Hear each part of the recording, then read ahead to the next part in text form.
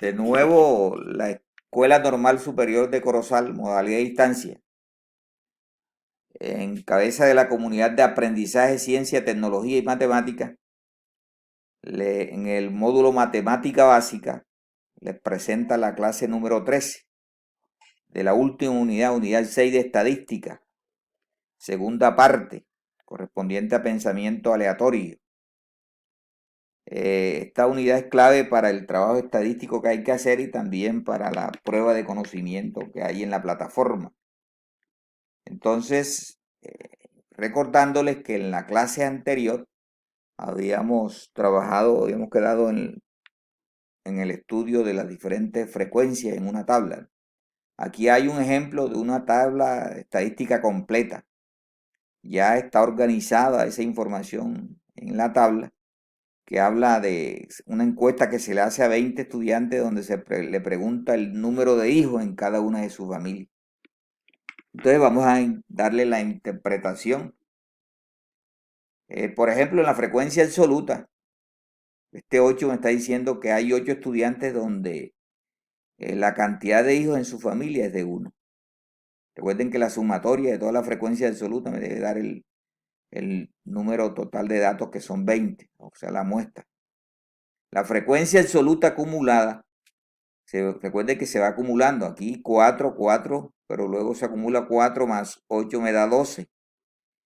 12 más 5 me da 17. ¿Qué me dice ese 17? Que hay 17 estudiantes de esos 20 donde el número de hijos en su familia es hasta 2. Se va acumulando. Pueden ser 0, 1 o 2.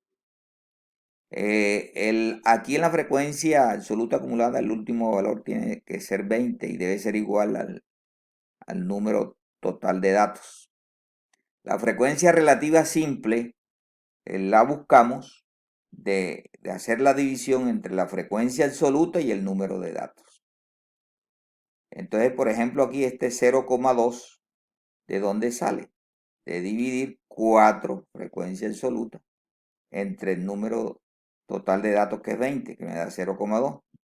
Esa relativa simple, por ejemplo, el 0,25 sale de dividir 5 entre 20 y así sucesivamente. La sumatoria de todas las frecuencias relativas simples me debe dar 1. Voy para la relativa acumulada simple. Cojo aquí esta como referencia y digo 0,2, 0,2, todavía no se ha acumulado. Ahora 0,2 más 0,4 me da 0,6, 0,6 más 0,25, 0,85. 0,85 más 0,15 me da 1. Todos los datos tienen que ser iguales a la unidad. La frecuencia relativa porcentual, ¿de dónde sale? Cojo la frecuencia relativa simple y la multiplico por 100. 0,2 por 100 me da 20%. 0,4 por 100 me da 40. Y así sucesivamente. La suma de todos ellos debe darme 100. ¿Qué significa este 40? Que el 40% de los estudiantes en su familia hay un solo hijo. ¿Qué significa, por ejemplo, el 15% aquí en la relativa porcentual?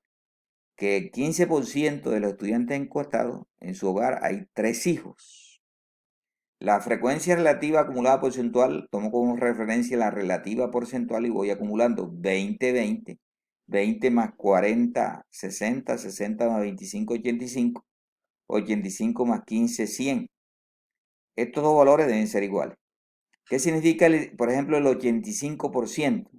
Que el 85% de los estudiantes encuestados en su familia hay hasta 2 hijos. Bueno, esa es la interpretación que le hacemos a la tabla para luego sacar conclusiones.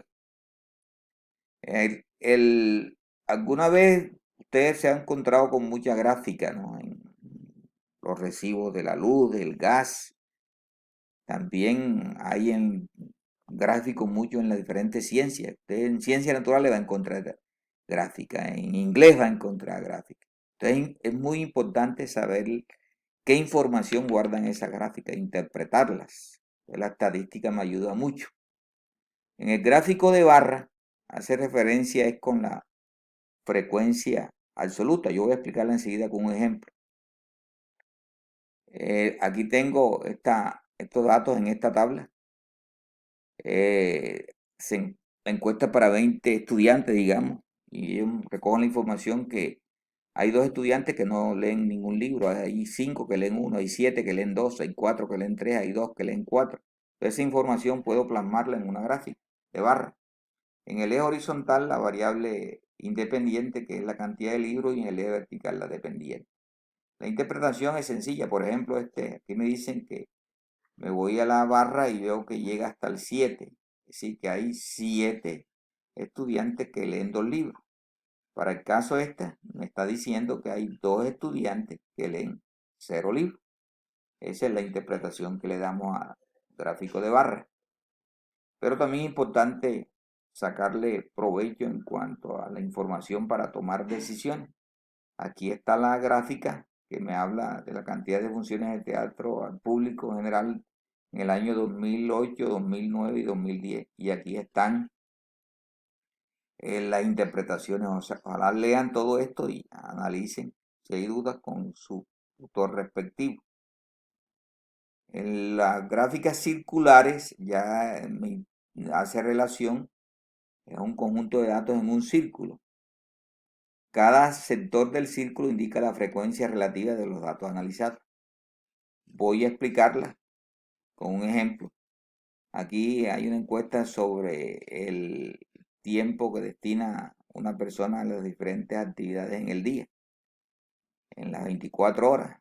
8 para dormir, 8 para trabajar, en el colegio 3, movilizarse 2, alimentarse 2, estudiar 1.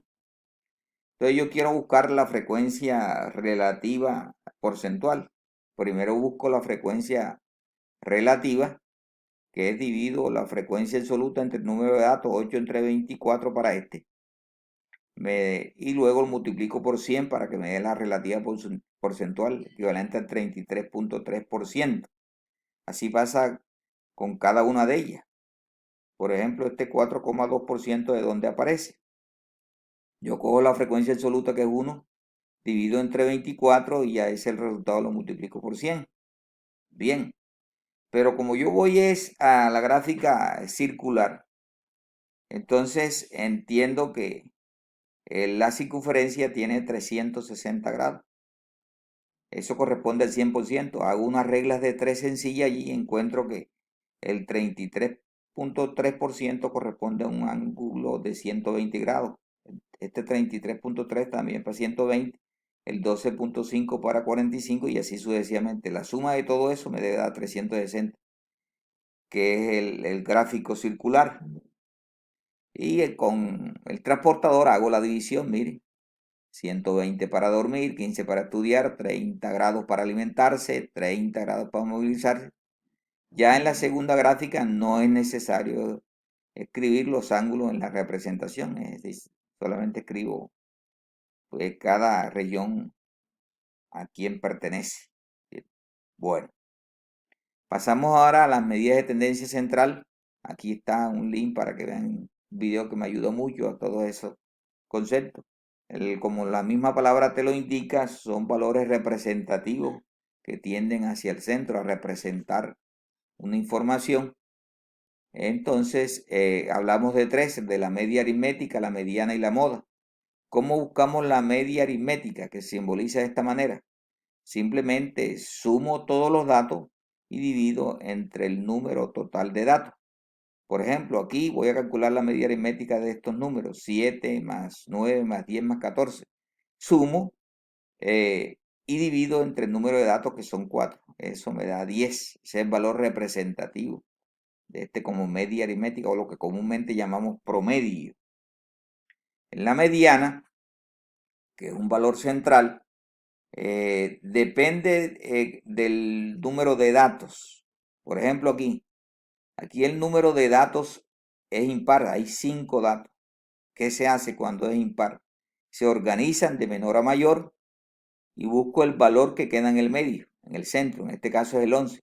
Entonces se viene a representar la mediana. Ya lo expliqué para los datos pares, aquí hay otro ejemplo. Para los datos impares, ahora vamos a un ejemplo para los datos pares. Cuando es par, por ejemplo, aquí tengo 3, 4, 5, 6, 7, 8 datos. 8 es un número par. ¿Qué hago? Organizo de menor a mayor y busco los dos que quedan en el centro y voy tachando el 1 con el 10, el 9 con el 3, 3 con el 7 y los centrales son 4 y 6. Entonces busco el promedio de ellos, sumo los dos y divido entre 2 me da 5. Ese es el valor de la mediana. En la moda es el valor que más se repite, sencillito. Aquí, por ejemplo, en toda esta cantidad de datos, me doy cuenta que el que más se repite es 3. Algunas veces puede darse que no haya moda o puede darse que haya más de una moda.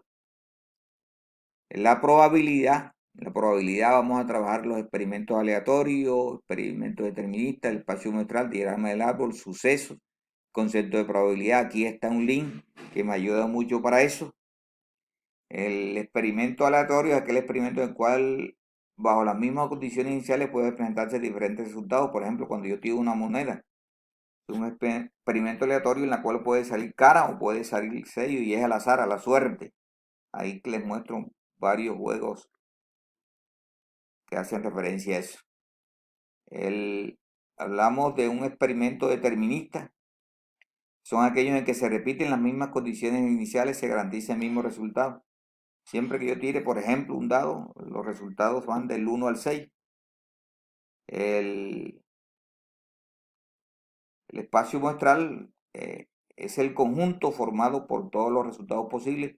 Se representa con esta letra omega. Por ejemplo, cuando yo tiro 3 veces una moneda al aire, estos son los posibles resultados. Ese es el espacio muestral.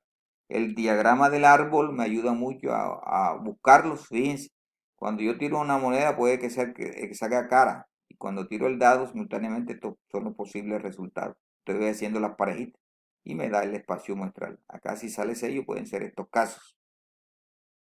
La ruleta, aquí hay una ruleta de 12 números. Para obtener un número par, entonces este sería el espacio muestral, los pares, ¿no? Un suceso seguro es cuando ocurre con seguridad absoluta. Por ejemplo, aquí hay una tómbola que tiene bolitas del 1 al 25. Un seguro suceso es sacar menos de 26. Y un suceso imposible es sacar un número 30. Es imposible que salga porque están hasta el 25. El concepto de probabilidad, ya la regla de Laplace habla de que para saber qué posibilidades hay en un juego, por ejemplo, la regla es buscarle el número de casos favorables sobre el número de casos posibles. Por ejemplo, aquí en una reunión de jóvenes adultos hay 20 números. Si una persona compra 3 boletas, ¿qué probabilidad tiene de ganarse? Entonces, número de casos favorables, 3 porque compró 3 boletas. Número de casos posibles, 20. Hago la división y me da 0,15. Si quiero hallarlo en términos porcentuales, multiplico por 100 y me daría el 15%. Allí, hasta ahí terminamos la unidad 6. Terminamos todas las unidades del módulo matemática básica. Y les recordamos que cree en ti mismo y en lo que eres. Sé consciente de que hay algo en tu interior que es más grande que cualquier obstáculo. Los estamos invitando a estudiar y ojalá siempre que vayan a la tutoría, estudien primero video, la clase y anoten las inquietudes y se las manifiestan a su tutor para así mayor claridad. Esperamos haber contribuido en la formación de ustedes en este módulo de matemática básica.